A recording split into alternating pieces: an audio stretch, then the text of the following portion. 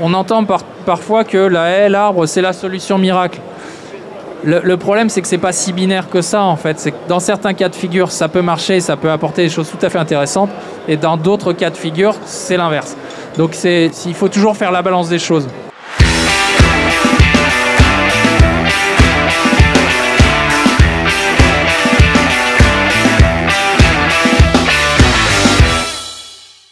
Alors, qu'est-ce qu'il y a d'important dans le label rouge? Tu l'as évoqué, c'est pour nous consommateurs, c'est le goût quand même, Guillaume. C'est ça. Sur le label rouge, en fait, c'est un label de goût, principalement. Mais il y a aussi derrière des règles de production pour le producteur.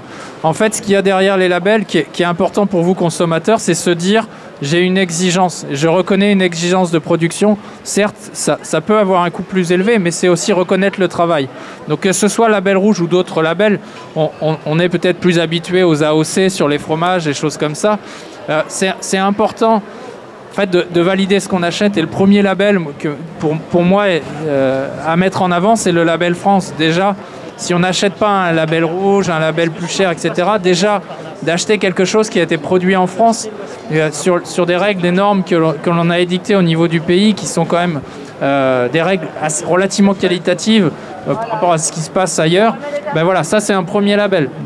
Mais ce qui est important pour ça aussi, c'est d'être conscient, d'avoir le temps de se poser la question, de décider de consacrer une partie de son alimentation, je dirais intelligemment, mais en tout cas d'être vraiment acteur sur ce que l'on fait et de se poser la question de comment on reconnaît le travail des agriculteurs, de ceux qui sont au début. Parce qu'on sait tous que c'est notre alimentation, mais se rappeler le lien entre l'alimentation et la production, des fois on l'oublie et c'est important de ne pas perdre le fil.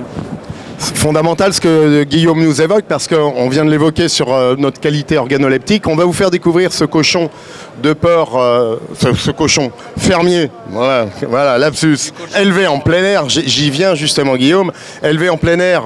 On l'évoquait tout à l'heure aussi, ce sont tous tes engagements, un peu invisibles pour nous consommateurs, mais sur le fait d'entretenir qui les sols, qui forcément les haies. Il y a toute une démarche aujourd'hui qui coûte, mais pour laquelle finalement, justement, quand on achète, eh bien, ça répond aussi à cette exigence de paysage que nous avons le plaisir, nous, de regarder quand nous traversons notre France. C'est ça, dans ce que tu dis, effectivement. La façon de rémunérer un agriculteur, en fait, c'est par l'alimentation. Moi, c'est la vente de mes produits, ce qu'on appelle les matières premières agricoles, les tonnes de grains que je produis, qui me rémunèrent. Mais ça doit non seulement rémunérer ce que ça m'a coûté à produire, mais aussi ce qui me coûte et qui ne produit rien. Une haie, quand j'ai la présence d'une haie sur un champ, en fait, pour moi, presque, c'est une contrainte. Parce que c'est une zone non productive. Il faut en plus que je taille, que j'entretienne la haie. Mais je ne vends rien. La haie ne me permet pas de produire ou trop peu de bois ou autre pour que ce soit une vraie valeur. Donc la haie est plutôt une contrainte. Sur mon exploitation, j'ai 6 km de bordure de haie. J'ai aussi 8 km de bordure de bois. Donc j'ai des zones qui sont moins productives en fait. Donc comment j'intègre ces zones qui sont moins productives, qui vont... Pour mon porte-monnaie, au départ, elles n'ont pas d'intérêt, mais elles ont un intérêt sur l'aspect environnemental, sur l'aspect biodiversité, sur l'aspect paysage, sur un éventuel aspect touristique. Donc comment j'arrive en fait à valoriser quelque chose sur d'autres aspects. Et c'est important que dans notre alimentation, on soit aussi à prendre en compte les aspects environnementaux. L'agriculture, c'est à peu près 50% du territoire.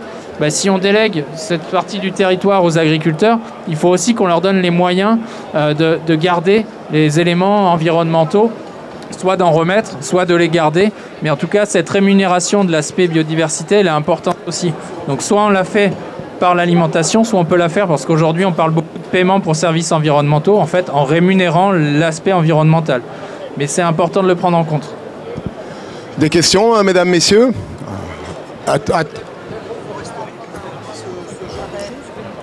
L'agroforesterie, Guillaume, c'est autre chose. Alors, sur mon exploitation, je ne fais pas d'agroforesterie. À titre personnel, j'en suis pas complètement convaincu. On commence à avoir des retours d'expérience de 10-15 ans. Ça peut fonctionner, mais il y a un certain nombre de caractéristiques, notamment type de sol, etc. Moi, ce que je constate chez moi, c'est vite une concurrence de l'arbre et de la culture à côté. En fait, faire de l'agroforesterie, ça pourrait faire en sorte que je sorte 10% de ma surface de la production. Et je ne suis pas capable, par la surface restante, de compenser cette baisse par une amélioration. Dans des terres qui ont un plus fort potentiel, c'est peut-être pas aussi vrai que ça, il peut y avoir un intérêt. Donc c'est Là aussi, en fait, on entend parfois que la haie, l'arbre, c'est la solution miracle. Le problème, c'est que c'est pas si binaire que ça, en fait. C'est que dans certains cas de figure, ça peut marcher, ça peut apporter des choses tout à fait intéressantes, et dans d'autres cas de figure, c'est l'inverse. Donc il faut toujours faire la balance des choses. Alors justement, oui, sur mon exploitation, je ne l'ai pas dit, je ne travaille plus du tout le sol. Donc je fais de l'agriculture de conservation des sols, donc du semi-direct, avec entre chaque culture la présence de couverts végétaux, justement pour chercher à enrichir le sol. Ça, c'est un des axes qui me paraît super important. En fait, c'est la notion de sol, la notion de fertilité des sols. Et j'y crois beaucoup. C'est lent, mais c'est quelque chose d'important à travailler. Ouais. Vous mettez quoi comme espèce de couverts végétaux? Alors, dans les couverts végétaux, en fait, j'essaie d'avoir... j'ai un mélange de plantes, en fait. Et toujours... alors, elles vont pas toutes marcher, mais il y en a toujours qui fonctionnent. Et avec certaines plantes qui vont avoir des réseaux racines profonds pour aller chercher plus l'eau et essayer de structurer le sol. Toujours une base de légumineuses, puisque les légumineuses sont des plantes qui vont capter l'azote de l'air. Donc, un aspect intéressant sur l'engrais, sur la fertilité.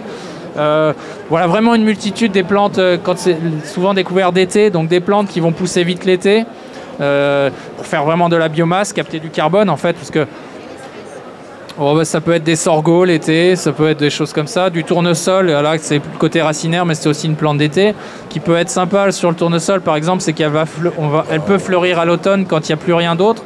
Donc un intérêt sur les pollinisateurs qui sont encore là, leur offrir un petit peu de gîte et de couvert. C'est essayer d'avoir vraiment une multitude de plantes qui vont se compléter les unes des autres, avoir un effet de protection sur la petite faune, mais aussi sur les insectes, sur tout ça. Bon, Guillaume, je te remercie. Tu sais qu'il y a un moment de l'agriculture à la gastronomie, il n'y a qu'un pas à franchir. J'ai appelé le chef, Gaël. Bonjour Gaël. Bonjour. Bonjour à tous. Sur nos grandes tables, même table d'hôte ici sur Agri Demain, tu nous as fait quoi là? Alors aujourd'hui, on est sur une côte de cochon de Vendée. Donc on a des pleurotes qui ont été poêlées au beurre et à la fleur de sel. Et à côté, vous avez une petite brunoise de carottes jaunes et jus d'orange. Donc pour venir agrémenter le tout, parce que la petite touche sucrée avec le cochon, c'est parfait. Et voilà, normalement, vous avez une belle côte de cochon bien juteuse qui va vous régaler. Alors, je vous le dis à chaque fois, quand un chef dit petite ou petit, c'est qu'il y a une surprise dedans. Hein. C'est pas petit sur la quantité, c'est plein de surprises. Bon, Guillaume, on va se faire plaisir parce qu'on va parler label rouge. On va le goûter, ce label rouge. C'est ça, et on a besoin des chefs pour sublimer et transformer nos produits. Moi ouais. Sans les chefs, sans ce qui est transformé, je peux rien faire. J'ai une dernière surprise. Ils ont besoin d'un produit voilà. aussi. Donc. Je rappelle Guillaume. Ouais. Je vais appeler monsieur l'ambassadeur de France, d'ailleurs, puisqu'il est là, monsieur Guillaume Gomez. Voilà, nos hôtes vous attendent, monsieur le président de Rotoc. On va appeler l'ambassadeur, il est là avec nous, alors autant lui demander son avis sur le goût, parce que c'est important le goût, hein. C'est fondamental. Oui, on va pouvoir avoir des témoins directs. Mesdames, alors dans vos achats, le goût, c'est important? Oui. Ouais. Vous savez, j'aime bien embêter, moi, les dames, quand elles commencent à manger, hein, comme ça. Vous pouvez baisser les masques. Hein. Alors Guillaume, dis-nous tout. Tu te régales? J'essaie de couper le cochon, mais c'est pas simple avec une fourchette. Mais il est tendre, on m'a dit qu'il était très tendre. Le chef Gaël a été dithyrambique. Monsieur l'ambassadeur, bonjour Guillaume. Bonjour. Monsieur le président de Rotoc, je suis ravi. Bon, voilà, ça y est, nous avons lancé les retrouvailles. On parlait de goût, là, justement, on parlait de la pertinence des labels de qualité, forcément, label rouge, nos AOC, nos IGP, STG, notre bio. Le goût est au rendez-vous, je crois. Bonjour à toutes et tous, déjà merci de m'accueillir sur ce très joli stand, ravi d'être là, je viens juste d'arriver, alors je ne vais pas vous mentir, j'ai pour l'instant rien goûté, rien vu, je passe juste la porte, j'ai répondu aux questions de monsieur, qui j'espère votre assiette n'a pas refroidi pendant ce temps-là. Non, je suis ravi d'être ici, je suis ravi bien évidemment que Rotoc soit en partenariat avec Agri Demain pour être à la rencontre de nos producteurs, de nos agriculteurs et du grand public pour aborder les sujets qui nous tiennent à cœur, et je sais qu'ils vont être nombreux cette semaine, donc là le goût, bien sûr sur les produits de qualité, c'est quelque chose d'important parce qu'on n'emmènera pas les gens vers une alimentation, vers le modèle alimentaire que l'on souhaite, à savoir une alimentation plus engagée sur le social, sur le sociétal, sur l'environnemental, si à la finalité il n'y a pas le goût. Donc il faut que ce soit bon, et c'est là où le travail du chef Gaël et des producteurs est important, c'est que nos producteurs font des produits qui ont destination à être consommés. C'est là où le maillon artisan, chef, vigneron, je sais pas, charcutier, boulanger est important, puisque la transformation de ces produits en alimentaire est quelque chose d'important. Donc régalez-vous, je pense que ça se passe bien. Je vois qu'il y a des sourires quand même sur les visages. Donc passez un très bon moment et moi je suis très heureux d'être avec vous et je serai là, pas demain parce que je suis en déplacement sur un autre salon, mais à partir de lundi, tous les jours. Merci Guillaume. Merci à vous.